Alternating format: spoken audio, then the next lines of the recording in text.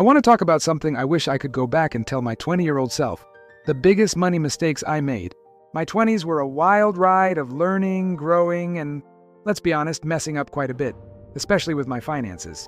The good news is, mistakes are just lessons in disguise. So I'm sharing my 7 biggest financial fumbles, and more importantly, what I do differently now.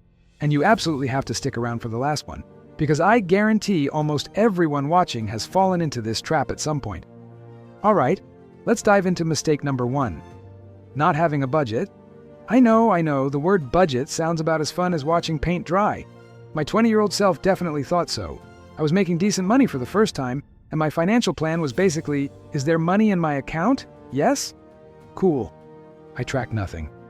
Money came in, money went out, and I often had no idea where it all went.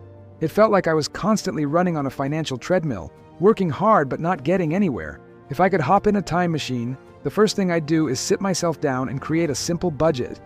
It doesn't have to be some ridiculously complex spreadsheet. A simple 50-30-20 rule would have been a game changer. Put aside 50% for essentials like rent and groceries, 30% for fun stuff like hanging out and gadgets, and 20% for savings and debt. Just knowing where my money was going would have been the foundation for everything else. It's not about restriction, it's about control. It's about telling your money where to go instead of wondering where it went. Mistake number 2. Lifestyle inflation got the best of me. You know how it goes. You get a little raise at work, and suddenly you feel like you deserve a nicer apartment, a fancier car, or more expensive dinners out. Every time my income went up, my spending went up right along with it, sometimes even faster. I was upgrading my life, but I wasn't upgrading my financial security. It was a classic case of keeping up with the Joneses, or maybe just keeping up with the person I thought I was supposed to be. The result? I was still living paycheck to paycheck, just on a higher salary. It was incredibly frustrating. What I do differently now is so simple. I'd save the difference. The moment I got a raise, I'd pretend it didn't happen.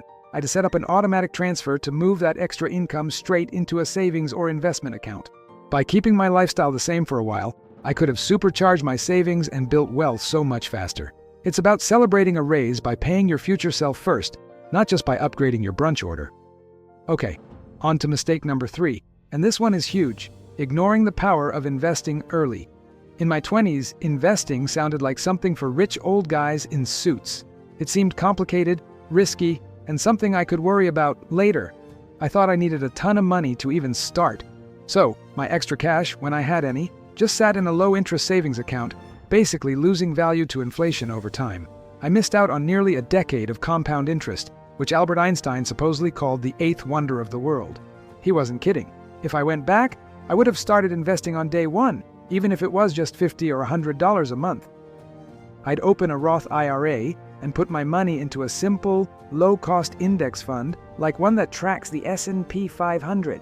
The magic of compounding means that the money you invest in your 20s is your most powerful money. Every dollar you invest then has 40+ years to grow. I didn't understand that I wasn't just investing money, I was investing time, and time is the most valuable asset you have when you're young. Don't make the same mistake I did. Start now. Mistake number 4 was racking up credit card debt on frivolous things. I treated my credit cards like free money. That new video game? Charge it. A spontaneous weekend trip? Charge it. Those fancy sneakers I definitely didn't need? You guessed it, charged. I always told myself I'd pay it off at the end of the month, but life happens. The balance grew, and soon I was only paying the minimum, which is a trap. The high interest rates meant my debt was growing faster than I could pay it off. It was a heavy weight on my shoulders, mentally and financially. Knowing what I know now, I'd treat credit cards like debit cards. I would not charge anything unless I had the actual cash in my bank account to pay it off in full immediately. Credit cards are amazing tools for building credit and getting rewards, but only if you are the master, not the other way around. If you're struggling, the debt snowball or avalanche method can be a lifesaver.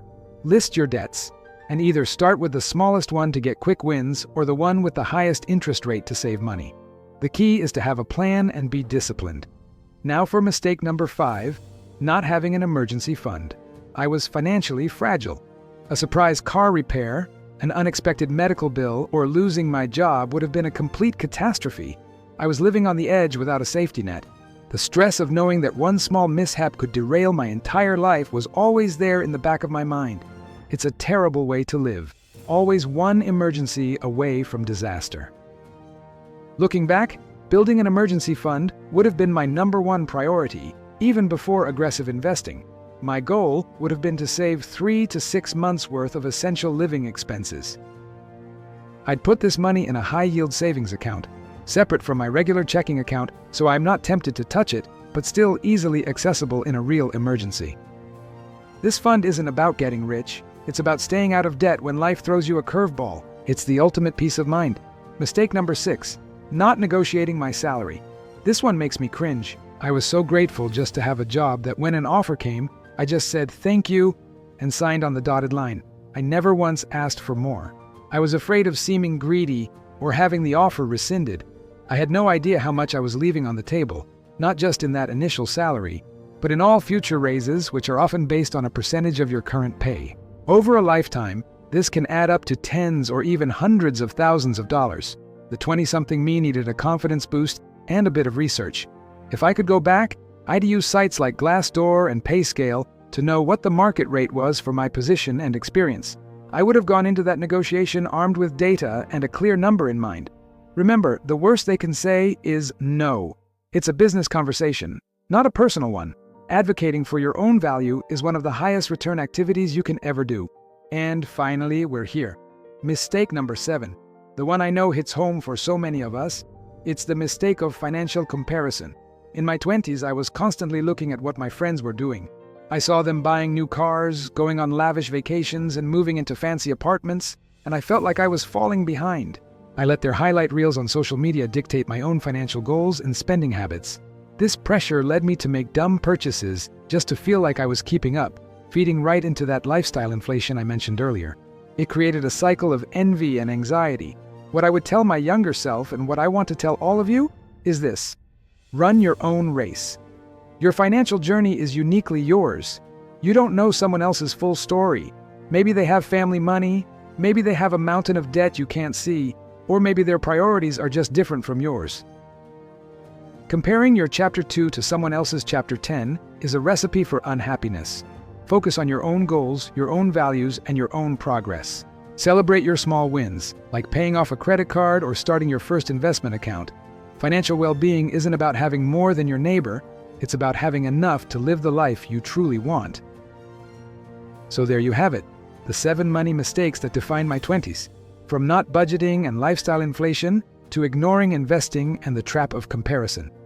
Learning from these has completely changed my life. I hope by sharing them, maybe I can help you avoid a few of them on your own journey. What are some money lessons you learned in your 20s? Let me know in the comments below. I'd love to hear your stories.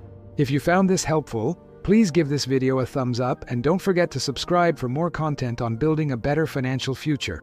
Thanks so much for watching, and I'll see you in the next one.